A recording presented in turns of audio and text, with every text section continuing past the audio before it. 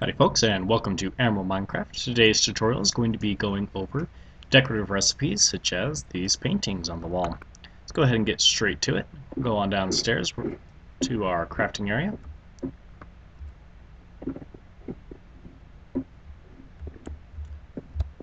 First decorative item that we're going to learn how to make is the sign. The sign is made with 6 planks of wood in a 2x3 configuration on the top of your crafting table, and 1 stick underneath. Signs are useful because after you place them, you're able to write whatever you'd like on them within 4 lines and a few characters per line. You can see I have quite a few set up along here that tell me where my stuff is inside my crafting tower, so I don't have to go looking for it all the time. Quite as hard. Our second decorative item is the glass pane, which is also made with a figure of 6 in a 2x3 configuration, but this time we're going to be using glass, and we'll get 16 glass panes out of this. Glass panes are a little bit nicer than regular glass because they let you get a little bit closer to the wall, so you can have a little bit larger field of view, but still keep monsters far enough away from you where they can't see you and they can't attack you. Next we have the painting. Painting is made with a box figure of sticks with wool in the middle. When you create a painting and place it on the wall, a random painting of the paintings that are in the Minecraft game will appear, and it will also depend on how much space you have. If you don't have enough space for the painting you may be wanting, you may not get the painting that you're trying to go for.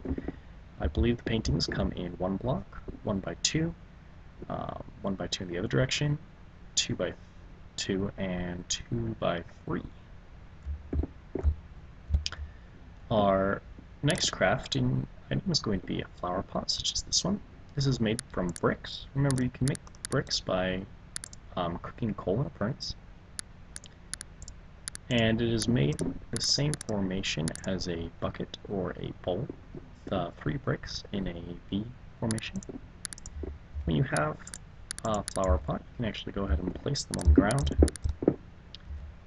and then place items inside of them, different flowers, trees, a dead bush, if you really prefer to. And I wanted to check this, because I haven't actually known this myself, but I wonder if you can put sugarcane in it. Nope, didn't think so. But it would have been cool if you could. Anyway, the next item we have is called the item frame.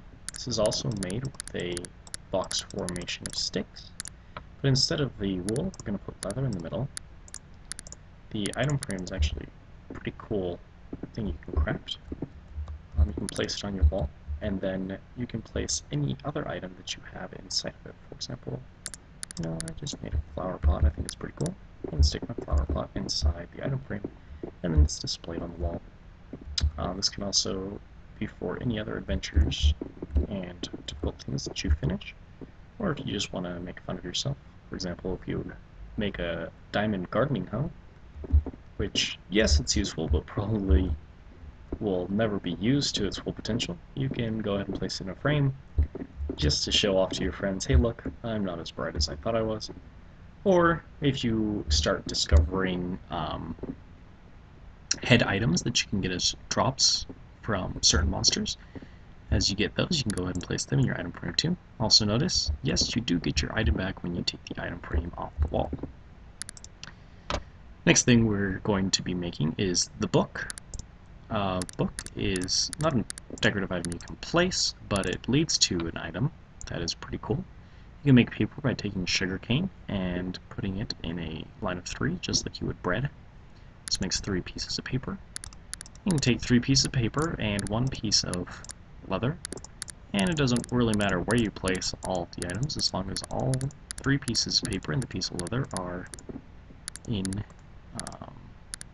the crafting table. You can go ahead and make your book. You'll also use this in the next tutorial on utility items.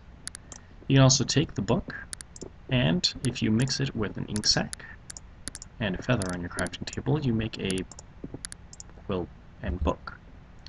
When you highlight it in your hotkeys and then use the item, come up with this GUI where you're allowed to type in just about anything you want.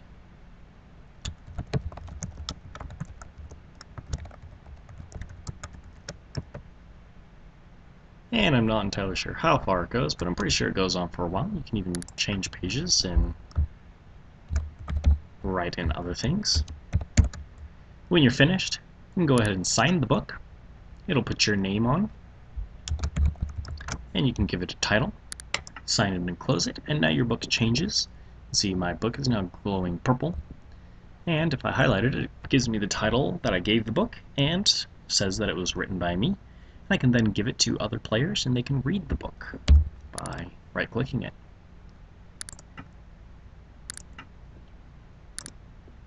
Next item we're going to, or the last item we're going to be going over is the jack-o'-lantern. First thing you're going to need to make is a torch from some coal and some sticks. And then go ahead and place the torch in your crafting table and the pumpkin on top. And you'll go ahead and make a jack-o'-lantern. Just like glowstone, jack-o'-lantern is a alternative light source to torches. The nice thing about both glowstone and jack-o'-lanterns is that they can be placed underwater and provide light for under the water. Well, that's everything for our decorative recipes. In our next tutorial, we'll be going over the utility recipes, or special use recipes, for things that, while nice to look at, actually have more functions than the things that we just saw. Thanks for watching, and happy Minecrafting.